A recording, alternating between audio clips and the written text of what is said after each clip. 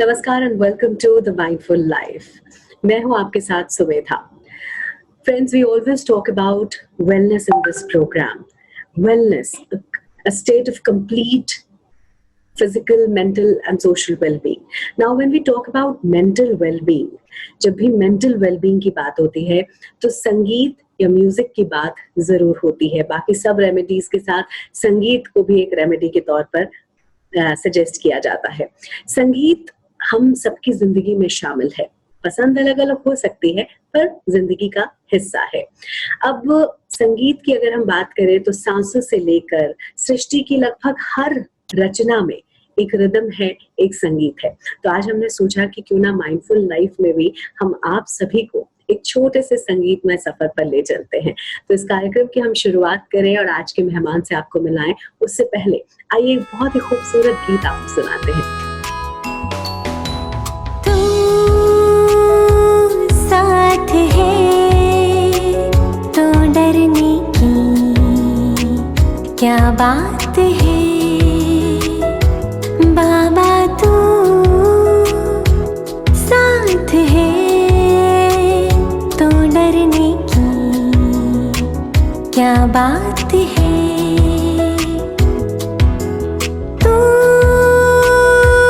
पास है तो डरने की क्या बात है बाबा, तू साथ है तो डरने की क्या बात है। When you hear I have no fear, oh my Baba, you are my dear. तू साथ है तो डरने की क्या बात है। बहुत ही खूबसूरत गीत, बहुत ही सुंदर शब्द, और इस प्यारे से गीत से आज हमने इस कार्यक्रम की शुरुआत की है। और आज जो हमारे साथ हमारे खास मेहमान हैं वो इस गीत की गायिका है, जिन्होंने इस गीत को गाया है और इस गीत को लिखा भी है और कंपोज भी किया है। जी हाँ, मैं बात कर रही हूँ डॉक्टर दामिनी की। आइए उनका स्वागत करते हैं। नमस्कार डॉक्टर दामिनी, आपका बहुत बहुत स्वागत है द माइंडफुल लाइफ में। Thank you so much. Om Shanti. आपका ये बहुत ही सुंदर गीत तू साथ है तो डरने की क्या बात है हमने अभी भी सुना, और मुझे बहुत खुशी है कि आप खुद आज इस कार्यक्रम में आई हैं। आप बहुत प्यारा गाती हैं, और मैं आप सबको बता दूं कि डॉक्टर दामिनी ने ये गीत सिर्फ गाया ही नहीं है, लिखा भी है और इसे कंपोज भी किया है। डॉक्टर दामिनी के बारे में अगर आप जानना चाहते हैं तो ये एक मेडिकल डॉक्टर हैं बाय प्रोफेशन। इसके अलावा इनकी शख्सियत का जो दूसरा पहलू है वो आपने देखा, ये बहुत सुंदर गायिका है और पिछले कई वर्षों से ये ब्रह्मा कुमारी संस्था के लिए सेवा भी कर रही हैं। तो मुझे बहुत खुशी है डॉक्टर दामिनी कि आज आप इस कार्यक्रम में आई हैं। मेरा सबसे पहला सवाल आपसे यही है कि आप मुझे सच सच बताएं कि जब आपके पास मरीज आते हैं तो आप अपनी मेडिकल स्किल्स का इस्तेमाल करती है या फिर अपनी सुंदर आवाज से उनका इलाज करती है?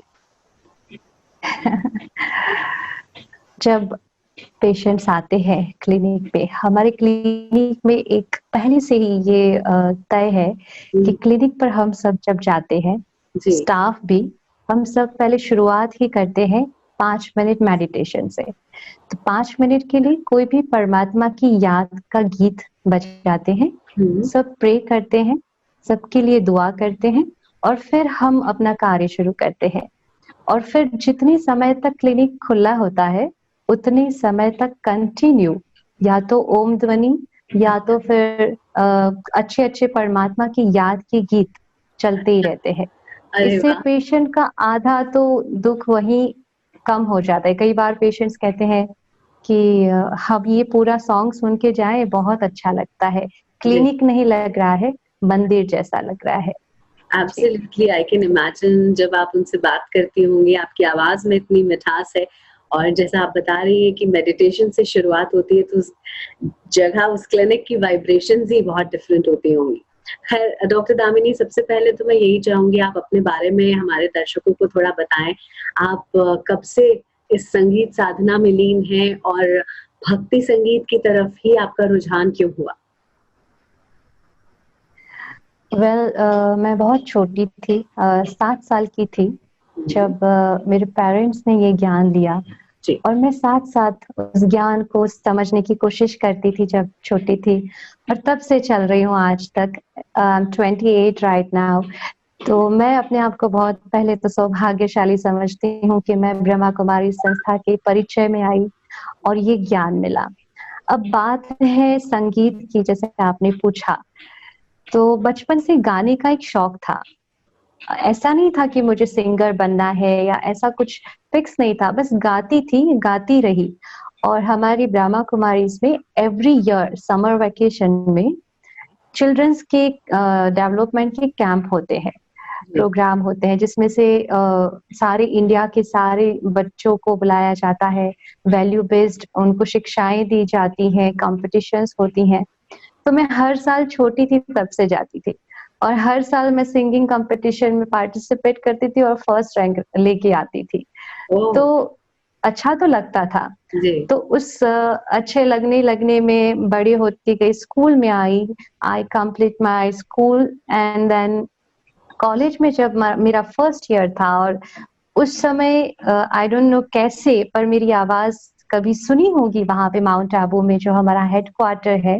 जी। किसी म्यूज़िक डायरेक्टर ने आए होंगे और मैंने कुछ परफ़ॉर्म किया होगा। हाँ जी। उनको अच्छी लगी और उन्होंने कॉन्टैक्ट किया और उन्होंने कहा कि आपका हमें एक सीडी बनाना है और उसमें हम उदित नारायण जी है, मोहम्मद अज़ीज़ जी हैं, उनके साथ आपका ड्यूएट भी करेंगे। तो ओह! इट वाज़ लाइक मुझे तो मैजिक लगा बिकॉज़ मैं जी। तो सीखी भी नहीं थी, मैं अपने शौक से गाती थी। जी, जी। तो ये जैसे मुझे लगा लॉटरी मिल गई मुझे तो। तो हमने फिर वो भी किया। जी। उसके साथ पैरेलल मैं कॉलेज स्टार्ट की थी। तो हुँ। कॉलेज में संघ का प्रभाव भी था। जिस संघ में हम रहते हैं तो उसका प्रभाव भी पड़ता है। तो वो लोग कहते थे आप इंडस्ट्री में जाओ, बाहर के कॉन्सर्ट्स करो। तो कहीं न कहीं उस प्रभाव में आकर मैंने वो चीज़ भी साथ-साथ शुरू की थी। तो बाहर भी कॉन्सर्ट्स कर रही थी, फ़िल्मी गाने गा रही थी और दूसरी तरफ मैं परमात्मा की याद के गीत यहाँ पे भी गा रही थी संस्था में। जी। तो जब ये चल रहा था, तो दोनों चीज़ों को मैंने कंपेयर किया, ऑब्ज़र्व किया। जब मैं बाहर के गीत गाती थी, तब मैंने ये चीज़ देखा कि जब मैं ये फ़िल्मी गाने गा रही हूँ, तब लोगों की दृष्टि मेरे लिए कौन-सी है, वाइब्रेशंस कौन से हैं। और जब मैं परमात्मा की याद के गीत गाती हूँ, तब लोगों की दृष्टि और वाइब्रेशंस कैसे हैं।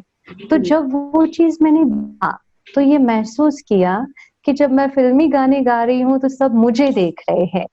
मैं क्या पहनी हुई हूँ, मैं कैसे गा रही हूँ, किस स्टाइल से गा रही हूँ। जबकि जब मैं परमात्मा की याद के गीत गा रही हूँ, तब सबका योग मेरे से नहीं, परमात्मा से जुड़ रहा है। तो ये एक प्रकार की सेवा है, दुआ का काम है। जी। और कई बार ऐसा भी मैंने देखा कि मैं जब भगवान के गीत गा रही हूँ, तो उनकी आँखों से प्रेम के अश्रु परमात्मा के लिए निकल आते हैं। हुँ। तब मैंने डिसाइड किया कि आज के बाद, क्योंकि सीखी तो नहीं थी, हुँ। परंतु ये एक गिफ्ट है परमात्मा की, एक विशेषता जो परमात्मा ने दी है। जी। तो मैं आज के बाद इस मुख से जो भी गीत निकलेगा, वो गीत सिर्फ़ और सिर्फ़ उसकी याद का निकलेगा। क्या उस बात! गीत से सामने वाले को उसकी याद आए, ये मेरा लक्ष्य होना चाहिए।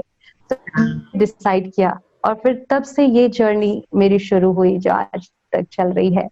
और मैजिकल ये बात थी कि I was not able to make 2 line शायरी। मैं 2 लाइन की शायरी भी नहीं बना सकती थी। परंतु मैंने ये देखा कि जैसे मैंने ये डिसाइड किया कि मेरी ये विशेषता मैं परमात्मा की सेवा में, लोगों की सेवा में लगाऊँगी, उस समय से ही मैंने ये देखा कि अपने आप जब मैं मेडिटेशन करने बैठती थी, तो लाइन आ जाती थी और वो लाइन्स तुरंत मैं लिख देती थी, कंपोज़ हो जाता था। हुँ। वो लाइन्स अगर मैंने नहीं लिखी, 2 मिनट चली गई, 5 मिनट के बाद मुझे याद नहीं रहता था कि ये क्या मुझे याद आए थे शब्द, क्या कंपोज़िशन था, कुछ भी। सो मैं समझती हूँ परमात्मा, मैं तो जस्ट इंस्ट्रूमेंट हूँ, पर परमात्मा ही करा रहे हैं, कर रहे हैं ये विशेषता, क्योंकि समर्पित कर दिया ना। जब भी आपके अंदर कोई विशेषता होती है, उसको जब आप परमात्मा की सेवा में समर्पित करते हो, तो एक कदम आपका, पर वो 1000 कदम आपकी विशेषता को निखारता है और साथ चलता है। तो ये आज तक चल रहा है। ये बात जो भी आपने कही, ये मैंने आज पहली बार आपके मुंह से नहीं सुनी है, ये मैंने बहुत से संगीतज्ञों के मुंह से सुनी है जो सच में संगीत साधना में लीन है। और जैसे आपने बहुत खूबसूरत बात कही कि जब आप समर्पण भाव से कोई काम करते हैं तो फिर वो ऊपर वाला ही आपको गाइड करता है हर स्टेप के लिए। तो आई थिंक मेरे लिए ये एक्चुअली सरप्राइज नहीं है सुनना, क्योंकि ऐसा होता है। लेकिन आप एक डॉक्टर भी हैं, डॉक्टर दामिनी, और आज इस कार्यक्रम में हम अक्सर, जैसे मैंने शुरू में भी कहा, हम वेलनेस की बात करते हैं। मैं आपसे समझना चाहूंगी म्यूजिक एज अ थेरेपी के बारे में, क्योंकि शायद आप हमें दोनों एस्पेक्ट से समझा पाएंगी। Do you feel does music has healing powers? 100%, क्योंकि म्यूजिक जो है हमारे जीवन से जुड़ा हुआ ही है। जैसे आपने आगे ही बोला कि हर चीज में म्यूजिक है ना। सूखे पत्तों की सरसराहट में भी म्यूजिक है, नदी के बहते पानी में भी म्यूजिक है, हमारी हार्ट बीट भी एक म्यूजिक है। तो संगीत, तो जैसे मैं जीवन को संगीत के रूप में देखती हूँ। संगीत का हमारे मन पर, हमारे शरीर पर बहुत ज्यादा गहरा असर होता है। हम चाहे इसको माने या न माने, पर होता है। अगर हम प्राचीन समय को देखते हैं तो संगीत को ना साधना के रूप में, फिर रोगों के निदान के रूप में यूज किया जाता था। अगर आज भी कुछ कुछ प्रांतों में थाली बजा करके कई रोगों के निदान होते हैं। उत्तर प्रदेश में भी कोई मैंने सुना है कि एक वाद्य है जिसको बजा करके सर्प के विष को दूर किया जाता है। तो म्यूजिक तो काफी हमारे मन को भी, हमारे शरीर को भी बहुत बड़ा गहरा प्रभाव डालता है। अगर आपने सुना हो तानसेन जी का नाम, तो तानसेन जी के बारे में कहा जाता है कि जब वो मल्हार राग छेड़ देते थे तो प्रकृति भी जैसे बारिश होने लगती थी, है ना। दीपक राग छेड़ते थे तो बुझे हुए दीपक भी जलने लगते थे। तो इतना प्रकृति के ऊपर असर होता है। तो म्यूजिक का तो बहुत गहरा इफेक्ट हमारे ऊपर होता है। काफी सारे एक्सपेरिमेंट्स हुए हैं, रिसर्चेस इसके ऊपर हुए हैं। अमेरिका में जो है मशहूर साइकेट्रिक डॉक्टर जॉर्ज, उन्होंने काफी रिसर्च म्यूजिक के ऊपर किए और उन्होंने बताया कि मन और शरीर और इमोशंस के ऊपर भी म्यूजिक बहुत गहरा असर देता है।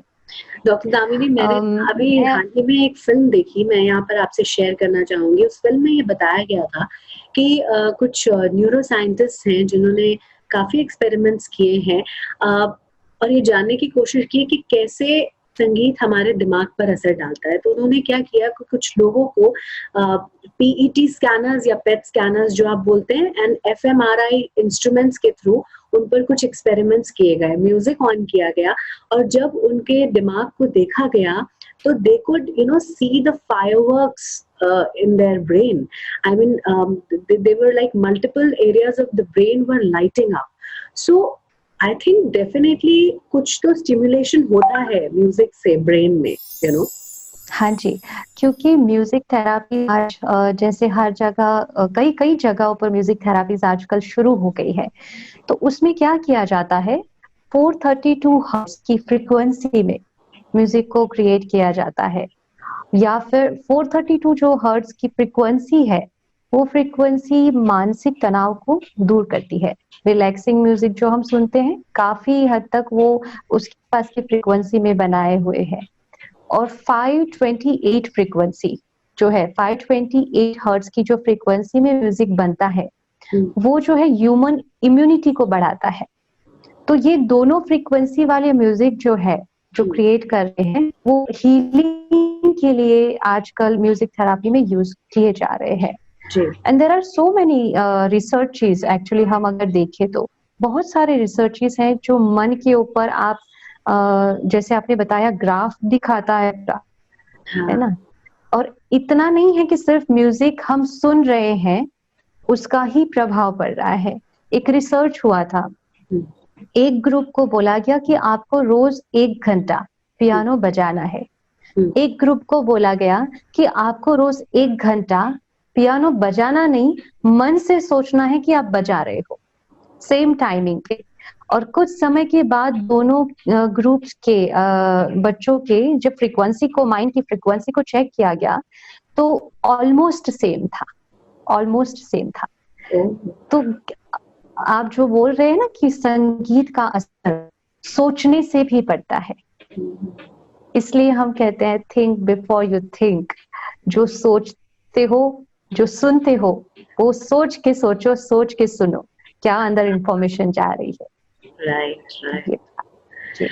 और सुनने से जो असर पड़ता है वो तो अलग, लेकिन क्या आप मानती हैं कि खुद अगर हम किसी साज को बजाकर गाते हैं तो उसका एक अलग ही प्रभाव होता है, क्योंकि उस फिल्म में ये भी बताया गया था कि it is not less than a full body workout. हाँ जी, जब हम किसी भी संगीत के राग को जब गाते है ना, तो वाइब्रेशंस क्रिएट करता है। जैसे कि हमने आगे ही डिस्कस किया कि मल्हार राग गाने से पूरा बारिश होने लगती है। बसंत ऋतु में पहले तो हर प्राचीन समय में संगीत का इतना अच्छी वे में यूज होता था जो हम आज भूल ही गए हैं।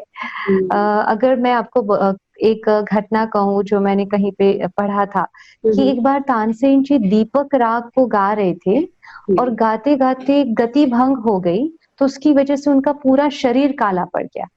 और फिर राज्य की महिलाओं ने इकट्ठे होकर संगीत के कुछ ऐसे राग गा कर ही उनके इस रोग को दूर किया था, और फिर शरीर जैसा था वापस नॉर्मल हो गया। तो इतना गहरा प्रभाव संगीत का हमारे मन पर ही नहीं, शरीर पर भी पड़ता है ना। तो पहले के जमाने में यूज होता था, दीपक राग गाया और बुझे हुए दीपक भी जलने लगे। आजकल की म्यूजिक को बजाओगे तो दीपक जो जला हुआ है वो भी बुझ जाएगा। इट्स ऑल अबाउट ना वाइब्रेशंस जो आज नहीं है। तो ये बताइए डॉक्टर दामिनी कि आप कह रही है कि आप बचपन से ही आप इस ब्रह्म कुमारी संस्था के साथ जुड़ी हुई हैं, तो जैसे जैसे आपका सफर आगे बढ़ता चला गया, जाहिर है आपको बाद में ज्ञान की भी प्राप्ति हुई, फिर आप संगीत को भी आप परस्यू करती चले गई। आपने क्या फर्क देखा है अपने आप में? क्योंकि when you connect to the divine power, do you think it affects your talent, it affects your music as well? 100%, क्योंकि मैं अपने जीवन की एक बात बताती हूँ। जैसे कि मैंने बताया, मैं कॉलेज में थी, तो मेरे आसपास के लोगों को ना सैड सॉन्ग्स सुनना बहुत अच्छा लगता था। वो ऐसे ही दुखी वाले गीत सुनते रहते थे, तो मुझे भी वो प्रभाव आया, तो मैं भी सुनने लगी थी। कोई ऐसी घटना नहीं घटी थी, बट एक शौक बन गया था कि ऐसे म्यूजिक सुनना, सैड सॉन्ग सुनना। तो मेरे पूरे मोबाइल में वही सॉन्ग्स भरे रहते थे, तो और मैं सुनती रहती थी जी। फिर धीरे धीरे वो सुनते सुनते ऐसी हालत आ गई कि मैं बिना वजह रो लेती थी। कोई रीजन नहीं है। कई बार हम कहते हैं ना, पता नहीं आज मूड ठीक नहीं है, कोई रीजन के बगैर रोना आ रहा है। तो ये चीजें मेरे साथ घटना शुरू हो गई थी। फिर मैं एक बार माउंट आबू गई और वहां पे हमारे एक वरिष्ठ भाई से मिली जो कि बहुत अच्छे गीत लिखते हैं, विवेक भाई जी। उन्होंने मुझे बताया कि आप जो सुन रहे हो ना, वो आपके सबकॉन्शियस माइंड में फिट हो रहा है, आपको पता भी नहीं चलेगा। फिर कई बार हम ऐसे गीत सुनते हैं, सैड सॉन्ग सुनते हैं, अपने जीवन की घटनाओं को उसके साथ सिंक करने लगते हैं, है ना। तो उन्होंने कहा कि जो आप सुन रहे हो वो आपके सबकॉन्शियस माइंड में फिट हो रहा है, वो इमोशंस आपके अंदर कहीं ना कहीं क्रिएट हो चुके हैं, इसलिए जब आप व्यवहार में आ रहे हो तब वो फीलिंग, वो इमोशंस निकल रहे हैं। तो आप वही सुनो जैसा आप बनना चाहती हो। जैसा उस दिन के बाद मैंने कभी भी जीवन में ना दुखी सॉन्ग गाया, ना सुना, ना मोबाइल में कभी स्टोर किया, और तब से हैप्पी फीलिंग वाले ही गीत सुन रही हूँ।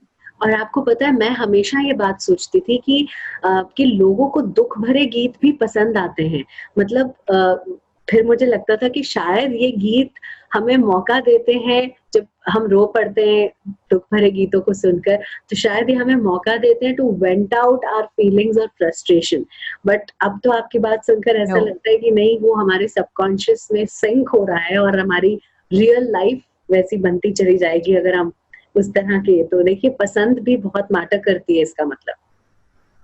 बहुत मैटर करती है, बिकॉज सी आप ऑलरेडी आपकी आत्मा की बैटरी डिस्चार्ज है, आप दुखी है, डिप्लीट हो गई है, ठीक है, और आपकी एनर्जी नहीं है, और उसी समय आप ऐसे ही लो वाइब्रेशन, लो एनर्जी वाले वर्ड्स वाला गीत आप अगर सुन रहे हैं, तो एक लो एनर्जी को कैसे लिफ्ट कर सकता है?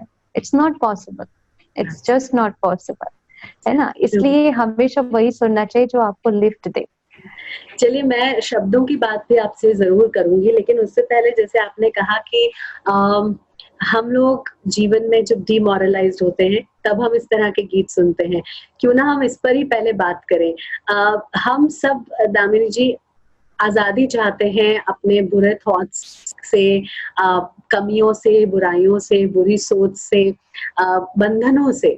और आपका एक बहुत ही खूबसूरत गीत आपने लिखा है आजादी पर, जो जब मैंने सुना तो आई वाज रियली टच्ड, क्योंकि वो हमारे अंदर की आजादी के बारे में भी बात करता है जितना कि बाहर की आजादी के बारे में बात करता है। तो मैं चाहूंगी कि पहले तो आप उस गीत की अगर 2-3 लाइनें हमारे लिए गुनगुना दें, और उसके बाद फिर हम बात करेंगे शब्दों की। जब आप लिखती हैं तो किस तरह के शब्दों का ध्यान रखती हैं?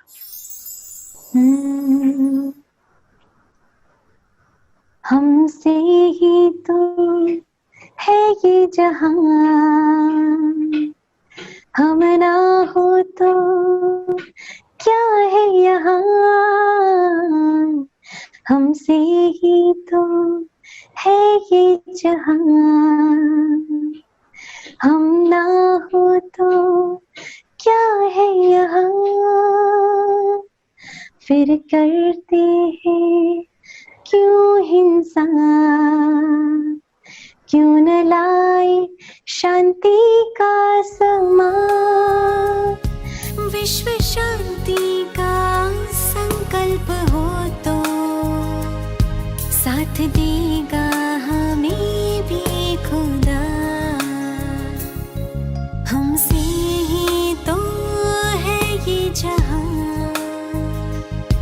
हम ना हो तो क्या है यहाँ।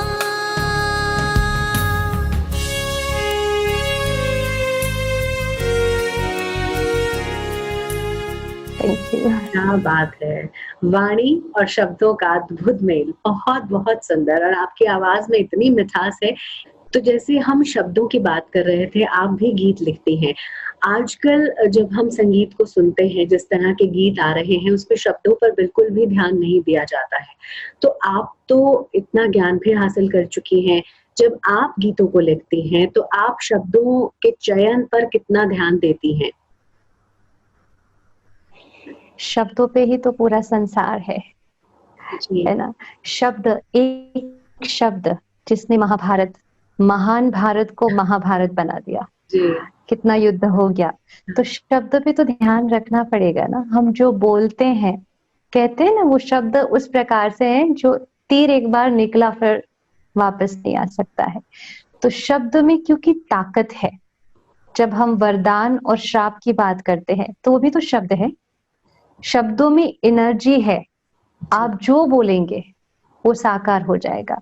इसलिए ये ध्यान तो बहुत ही ज्यादा हम रखते हैं कि जब भी कोई गीत लिखते हैं, वैसे तो परमात्मा की याद में लिखा है तो सारे हाई एनर्जी वर्ड्स ही यूज होते हैं, परंतु वो शब्द ऐसे होते हैं जो ताकत देने वाले हो, ताकत देंगे। क्योंकि देखो सारा खेल ना यहाँ से है, यहाँ ठीक होगा तो यहाँ ठीक होगा, यहाँ ठीक होगा तो फिर रिश्ते ठीक होंगे।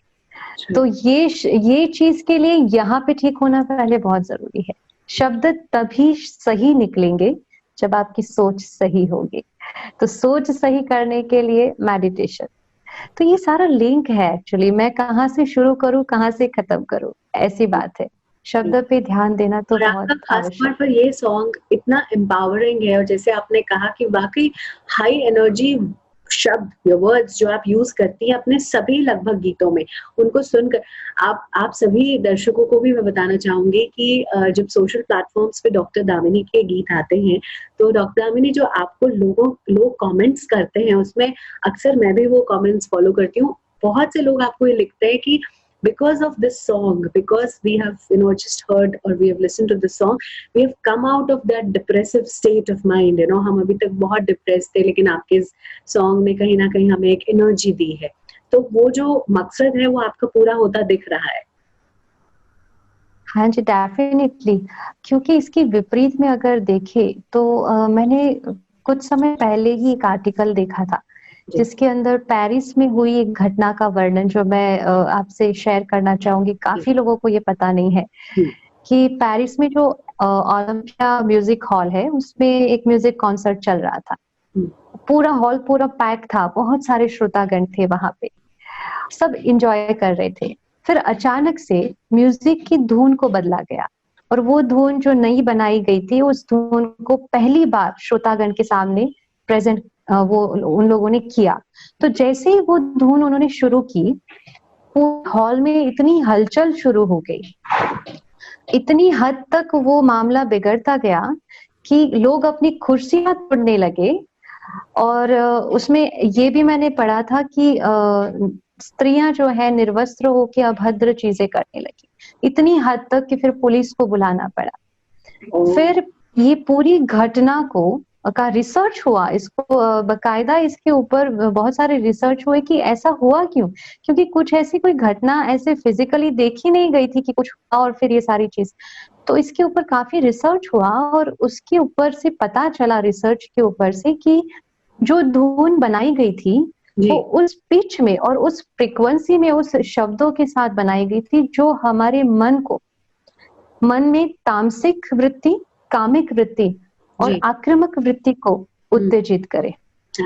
और उसके बाद पूरे शासन ने इसके ऊपर प्रतिबंध लगा दिया कि इस प्रकार की धुन वहां पे, उस धुन पे स्पेशली प्रतिबंध वहां पे लगाया जाता। कितना इफेक्ट देखो किया और तुरंत इफेक्ट दिखा।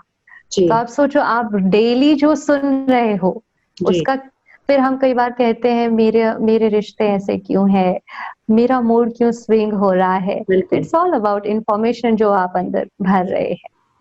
Absolutely, absolutely.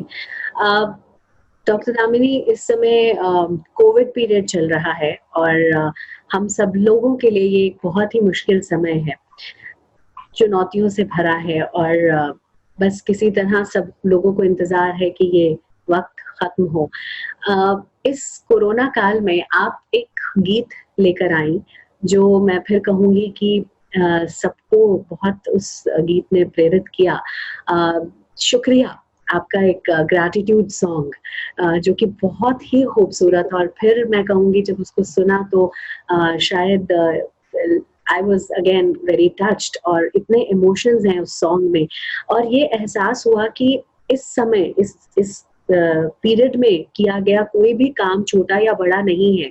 हर व्यक्ति के द्वारा दिया गया जो योगदान है वो बहुत बहुत महत्वपूर्ण है। तो यही वो गीत था जो सभी लोगों का सहारा और हिम्मत बना।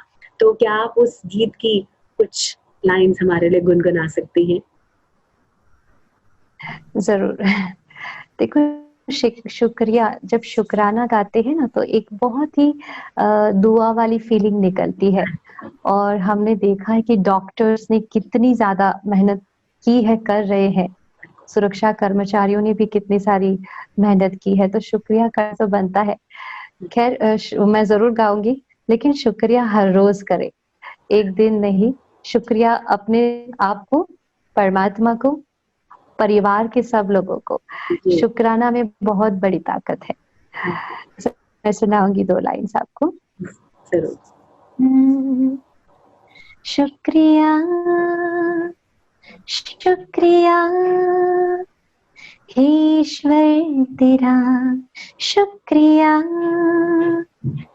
शुक्रिया शुक्रिया प्राणदाता तेरा, शुक्रिया मुश्किलों से बचाने वाला तू, प्राण दाता तेरा शुक्रिया, शुक्रिया, शुक्रिया, ओ मौला तेरा शुक्रिया। क्या बात है। आइए आपको इस गीत को थोड़ा सा और सुनाते हैं, इसका रिकॉर्डेड वर्जन। न देखा है दिन, न देखी है रात, कठिनाई में जिसने बढ़ाया है हाथ।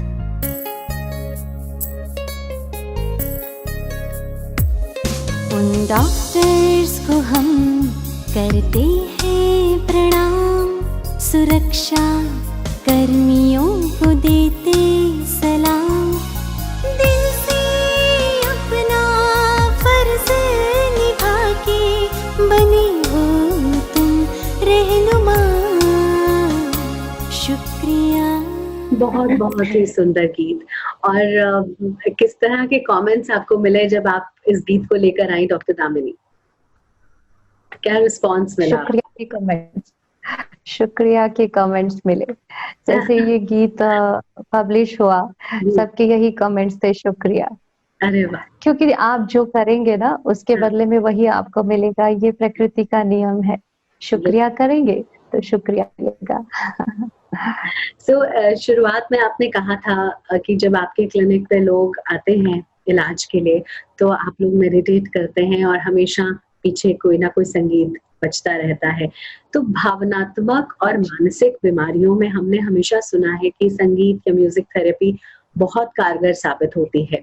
तो आपने आप जब फिजियोथेरेपी करती हैं तो उस दौरान म्यूजिक का कितना अहम रोल आपके पेशेंट्स में आपने खुद देखा है इस थेरेपी का? काफी, जैसे मैंने पहले ही बताया कि हम जब फिजियोथेरेपी ट्रीटमेंट देते हैं तो साथ साथ संगीत चल रहा है, उनका ध्यान ट्रीटमेंट पर नहीं म्यूजिक पर होता है। हाँ। और क्योंकि उस पर होता है तो उसके शब्द तो हाई एनर्जी है, अच्छे हैं, तो वो तो मन को भी अच्छा कर रहा है। और देखो आजकल सारी बीमारियां जो है ना साइकोसोमेटिक ज्यादा है। कई बार दर्द यहाँ होता है और हम कहते हैं दर्द यहाँ है ना। तो कई पेशेंट्स ऐसे भी आते हैं, तो संगीत सुन रहे हैं, वो गीत सुन रहे हैं, तो आधा दर्द वहीं खत्म हो जाता है। और मुझे हंसी की बात एक याद आ रही है, हमारी जो हमारे सीएमओ डॉक्टर है, वो कई बार कहते हैं अगर दामिनी बहन आप ऐसे ही अच्छे अच्छे गीत सुनाओगी तो फिर हमारा यहाँ पेशेंट जल्दी जल्दी ठीक होकर चले जाएंगे। तो मैं कहती हूँ वो तो बहुत अच्छी बात है, वो तो बहुत अच्छी बात है। तो ये चीज हम ना एक्चुअली घरों में भी करते हैं। It's not just at clinic. हम हमारे घर में ही हम 24 घंटा ओम ध्वनि चालू रखते हैं, वो बिल्कुल लो वॉल्यूम में पर चालू रखते हैं। इसलिए आप घर के अंदर जब प्रवेश करते हैं ना तो घर लगता है, मंदिर जैसी भासना आती है। हमारे भोजन कक्ष में जब किचन में भोजन भी बनता है तो भोजन बनाते हुए मेरी जो माता जी है वो साथ में परमात्मा की याद के गीत लगा देती है। तो कहते हैं ना जैसा अन्न वैसा मन, जो खाएंगे, जिस एनर्जी वाला फूड खाएंगे, तो जब परमात्मा की याद के गीत बजते हैं, उस याद के साथ बनाया हुआ भोजन, फिर वो भोजन जो खाएगा उसका मन कैसा होगा? उसका मन भी बहुत अच्छा होगा, शुद्ध होगा। सात्विक मन से बनाया गया भोजन सात्विक ही होगा। बिल्कुल, एग्जैक्टली। वातावरण भी कैसा होगा? शुद्ध होगा, अच्छा होगा, दैविक होगा, अलौकिक होगा। तो फिर तो जैसे मन ठीक, तन ठीक, रिश्ते ठीक, and then world will be in smooth energy, right? Absolutely. अच्छा, ये बताएं कि it definitely strikes a chord in our emotion when we listen to good music. जब आप राजयोग मेडिटेशन करते हैं, आप ध्यान सिखाते हैं लोगों को, तो उसमें भी संगीत अक्सर यूज होता है मेडिटेशन में। तो क्या ये सही है? And how does it help to take you out of that depressive state of mind? बिल्कुल, जब भी मेडिटेशन करते हैं तो रिलैक्सिंग म्यूजिक को साथ में लेकर के फिर मेडिटेशन किया जाता है। जैसे एक बच्चा शुरू शुरू में साइकिल सीख रहा है, तो साइकिल सीख रहा है, उसको सपोर्ट की जरूरत पड़ती है। बिल्कुल वैसे संगीत जो है वो परमात्मा से जुड़ने के लिए एक साधन है। एक बार वो प्रैक्टिस हो जाती है, उसके बाद वो म्यूजिक की भी आवश्यकता नहीं। ये बिल्कुल उस प्रकार से है जैसे हमें अपने फादर को याद करने के लिए कोई गीत नहीं बजाना पड़ता, राइट? तो योग मीन्स जुड़ना, याद करना। योग में हम परमात्मा को याद करते हैं, उनसे जुड़ते हैं। परमात्मा तो हमारा पिता है, लेकिन क्योंकि काफी समय से नहीं, इतना प्रैक्टिस नहीं है वो करने की, इसलिए एक साधन की आवश्यकता है, और संगीत श्रेष्ठ साधन है जोड़ने के लिए। और इसलिए इनिशियली मेडिटेशन में हम इसको यूज करते हैं। फिर जब कर्म योगी बन जाते हैं कि कर्म करते करते भी हम योग कर सकते हैं, याद कर सकते हैं परमात्मा को, तो उस समय आवश्यकता नहीं रहती है, बजा सकते हैं, पर ऐसा नहीं कि उसके बगैर नहीं होगा। ऐसी बात है। Okay, so definitely, देखिए different tunes invoke different emotions, which definitely in some way or the other enriches your life. So अब हम इस कार्यक्रम की समाप्ति की ओर बढ़ रहे हैं। जाते जाते डॉक्टर दामिनी, अपनी मनपसंद का कोई गीत आप हमें सुनाना चाहेंगी? हाँ जी, डेफिनेटली। एक गीत जो मेरे दिल के काफी करीब है। There are so many songs, पर ये गीत मुझे काफी अच्छा लगता है। तो वो गीत मैं आपके सामने जरूर रखूंगी, जिसका भाव है Let's surrender everything to God। परमात्मा को सब समर्पित करते हैं, अपना ये जीवन भी उसने दिया है, उसको समर्पित करते हैं। तो इस भावना को लेकर हुआ एक बहुत ही सुंदर गीत है। नहीं, ये मैंने नहीं लिखा है, ये किसी और ने लिखा हुआ गीत है, और मुझे बहुत पसंद है, इसके शब्द भी बहुत अच्छे हैं। जरूर जरूर, प्लीज सुनाएं।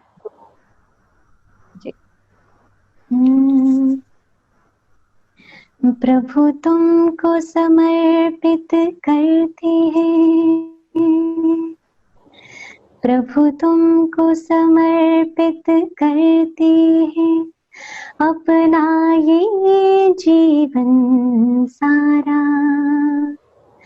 तू सच्चा जीवन साथी है, प्रभु इस दुनिया में हमारा, प्रभु इस दुनिया में हमारा। प्रभु तुमको समर्पित करते हैं, जिस हाल में तू रखेगा प्रभु, हमें सब कुछ है मंजूर। उम्मीद तेरी जो हमसे है, उसे करेंगे पूरा जरूर। दिल करता है आभार तेरा, दिल करता है आभार तेरा, तूने हमें स्वीकारा, तूने हमें स्वीकारा। प्रभु तुमको समर्पित करते हैं, अपना ये जीवन सारा। तू सच्चा जीवन साथी है, प्रभु इस दुनिया में हमारा, प्रभु इस दुनिया में हमारा। प्रभु तुमको समर्पित करते हैं। Thank you so much. बहुत बहुत धन्यवाद और बहुत सुंदर। दामिनी जी, आज आप हमारे शो में आए, इसके लिए आपका तहे दिल से शुक्रिया, and I wish you all the very best for your future endeavours. Thank you so much. जाते जाते आप सभी को हम इस गीत के साथ छोड़े जा रहे हैं। नमस्कार। प्रभु तुमको समर्पित करते हैं, प्रभु तुमको समर्पित करते हैं, अपना ये जीवन सारा। तू सच्चा जीवन साथी है, प्रभु इस दुनिया में हमारा, प्रभु इस दुनिया में हमारा। प्रभु तुमको समर्पित करते हैं। जिस हाल में तू रखेगा प्रभु, मुझे सब कुछ है